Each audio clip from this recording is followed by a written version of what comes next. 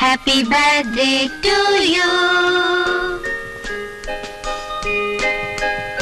Happy birthday to you. Happy birthday to you. Happy birthday, dear girlie. Happy birthday to you. Happy birthday to you.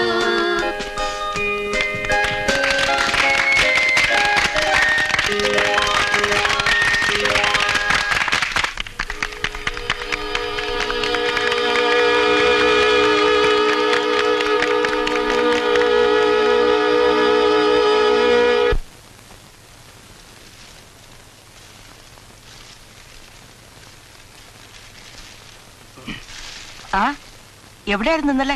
കണ്ടില്ലല്ലോ. വരാൻ പറ്റില്ല. ഗീളിക്ക് എങ്ങനെയുണ്ട്? പേടിച്ചതുപോലെ ഒന്നുമില്ല. ചെല്ല്, അകത്തുണ്ട്. വേണ്ട, ഞാൻ അന്വേഷിച്ചെന്ന് പറഞ്ഞാൽ മതി.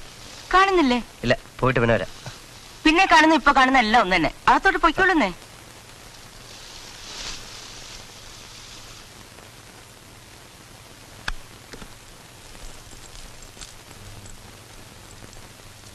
ഓ യു.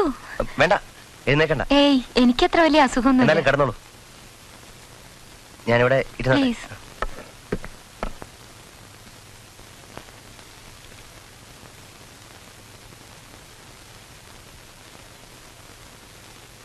എന്തൊക്കെയുണ്ട് വിശേഷങ്ങൾ? ഒന്നുമില്ല.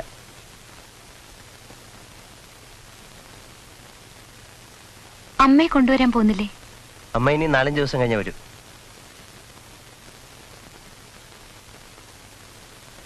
ഇങ്ങനെ ഇരുന്ന് ടെൻഷൻ കൂടുന്നു ശ്രീ. പറ, വലുതൊക്കെ പറ.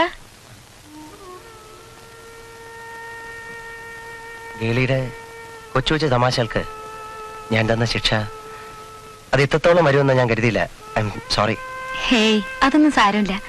ഒന്നുമില്ലെങ്കിലും ഇതിങ്ങനെ തൂക്കി നടക്കലൊരു എൻഗേജ്മെന്റ് അല്ലേ? പടക്കം പൊട്ടി ഒന്ന് പേടിക്കണമെന്ന് മാത്രമേ ഞാൻ വിചാരിച്ചുള്ളൂ. ഇങ്ങനെ കത്തിപ്പൊളിക്കെന്ന് കരുതിയില്ല. ഹേയ്, അതൊരു മണ്ടൻ നുണ. കൈ ഇങ്ങനെ പൊള്ളി കിട്ടിയതുണ്ടല്ലേ തന്നെത്താൻ മതിമറന്ന് ഡാൻസ് ആടിയത്. അത് അപ്പോഴത്തെ ഒരു ഇതിലങ്ങ് ചെയ്തു പോയതാണ്. Now I feel sorry. വിഷമിക്കണ്ട ശ്രീ. ഈ ദേഹം മുഴുവൻ പൊള്ളിപ്പോയാലും എനിക്കൊന്നുമില്ല. അതാ ഞാൻ. പിന്നെ ഇന്നലെ വരാൻ പറ്റിയില്ല. ബർത്ത്ഡേയുടെ ഗ്രീറ്റിംഗ്സ് പറയാനും കൂടിയാണ് ഞാൻ വന്നത്. ഗ്രീറ്റിംഗ്സേ ഉള്ളൂ? സമ്മാനമൊന്നുമില്ലേ? ഓ, മറന്നുപോയി. സമ്മാനാണല്ലോ ഇത്. പ്ലീസ്, ഈ തെറ്റിന് എന്ത് പ്രായച്ചിത്തം വേണമെങ്കിലും ഞാൻ ചെയ്യാം. ചോദിക്കാൻ മടിക്കരുത്. ഞാൻ പോകുന്നു. ഇനിയും വരും ഗീളിയെ കാണാൻ. നിക്കേ, എന്തു പറ്റി ശ്രീക്ക്? ഈ മനമാറ്റത്തിന് എന്താ കാര്യം? വല്ലാതെ മാറിയിരിക്കുന്നല്ലോ ആ മനസ്സും ആളും. എന്താ കാര്യം? ഏയ്, ഒന്നുമില്ല. എനിക്കറിയാം, ഡെഫിനറ്റ് ആയിട്ട് എനിക്കറിയാം. എന്ത്? ശ്രീക്ക് എന്നോട് പ്രേമം തോന്നി തുടങ്ങിയിരിക്കുന്നു. ഈ ബാൻഡേജ് കണ്ടുകൊണ്ടുള്ള പ്രേമമാണോ? ഇത് 4 ദിവസം കഴിഞ്ഞ് അഴിച്ചു കളയും. പിന്നെ കുറെ കരിഞ്ഞ പാടുകളെ കാണും. അത് കാണുമ്പോ പ്രേമം പോയി പോവരുത്. ആ, എവിടെ എന്റെ മഞ്ഞ റോസ? അത് ഞാൻ നിങ്ങളുടെ തോട്ടത്തിൽ കൊണ്ടുവച്ചിട്ടുണ്ട്. ഓ, റിയലി?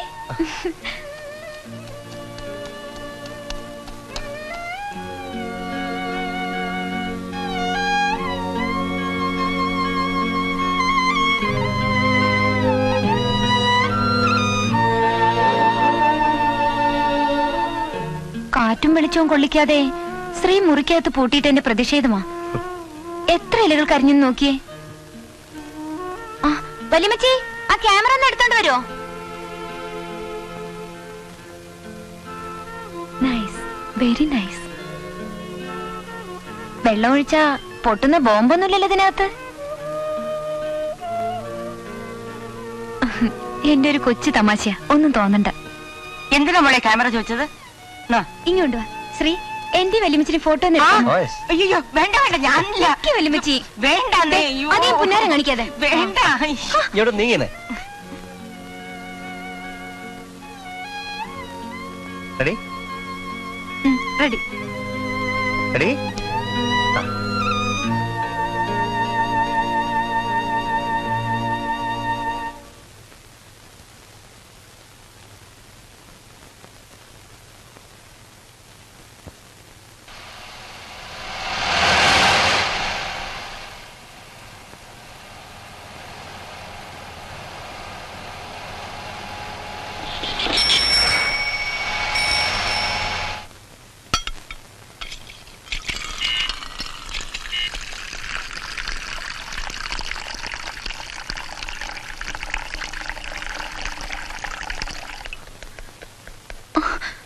എന്താ മോളെ?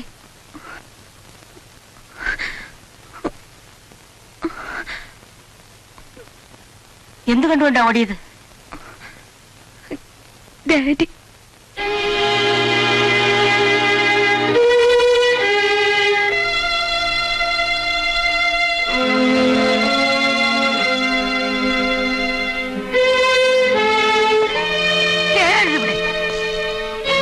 ആ കാലിനി വീട്ടിനകത്ത് കുത്തരുത്. നാണമില്ലല്ലോ നിങ്ങക്ക് പിന്നെയും കയറി വരാൻ. മോളെ കൊണ്ടുപോകുന്നാണോ? 17 വർഷങ്ങൾക്ക് മുമ്പ് ഞാൻ നിങ്ങളുടെ കാൽക്കൽ വീണ് അപേക്ഷിച്ചില്ലേ? അവൾ അകത്ത് നിൽപ്പുണ്ട്. ചുണയുണ്ട് നിങ്ങൾക്ക് അവളെ വിളിച്ചോണ്ട് പോകാൻ. മര്യാദ കെട്ട മനുഷ്യൻ, നാണം കെട്ട മനുഷ്യൻ.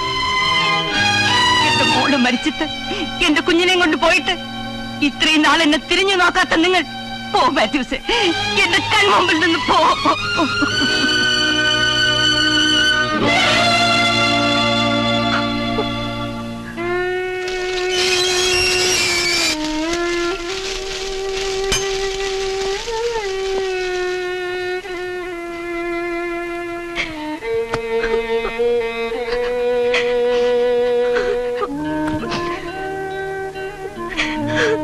മോളെന്തിനാ കരയുന്നത്? നിനക്ക് ഞാനില്ലേ? നിന്റെ വല്യമ്മച്ചില്ലേ? കരയണ്ട, കരയണ്ട.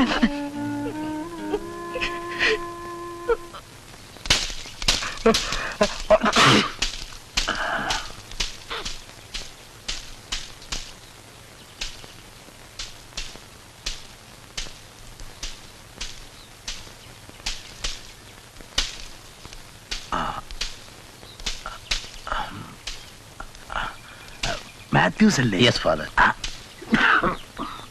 എത്ര കാലമായി കണ്ടിട്ട്? ഞാൻ വരുന്ന വഴിയാണ് അച്ചു. ഡൽഹിന്നോ? അതെ. കുഞ്ഞുഞ്ഞമ്മ കണ്ടില്ലേ? കണ്ടു. എന്നിട്ട്? എന്റെ മകൾ ഇവിടെയുണ്ട്. അറിയാം.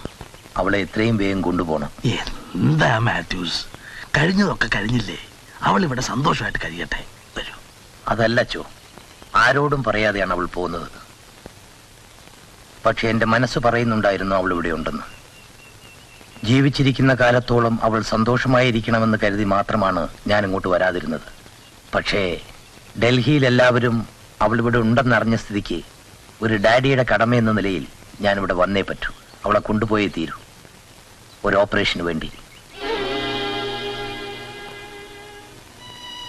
ഓപ്പറേഷൻ എത്രയും വേഗം വേണമെന്നാണ് ഡോക്ടർമാർ പറയുന്നത്. പക്ഷെ ഒരു ഗ്യാരണ്ടി ഇല്ല അച്ചു, ഒരു ഭാഗ്യ പരീക്ഷണം മാത്രം. എന്റെ ഏറ്റവും വലിയ പ്രയാസം അവളെ കൊണ്ട് സമ്മതിപ്പിക്കുക എന്നതാണ്.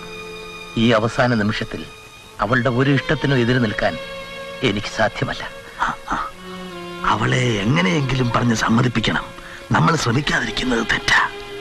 അതിനാണ് ഞാൻ അവിടെ പോയത്. പക്ഷെ ഒന്ന് കാണാൻ പോലും അവളുടെ വല്യമ്മച്ചി എന്നെ അനുവദിച്ചില്ല. കുഞ്ഞുഞ്ഞമ്മയെ ഞാൻ പറഞ്ഞ് സമ്മതിപ്പിക്കാം. കുഞ്ഞുഞ്ഞമ്മ പറഞ്ഞ അവള് കേൾക്കും. എങ്കിൽ പ്ലീസ് അച്ചു.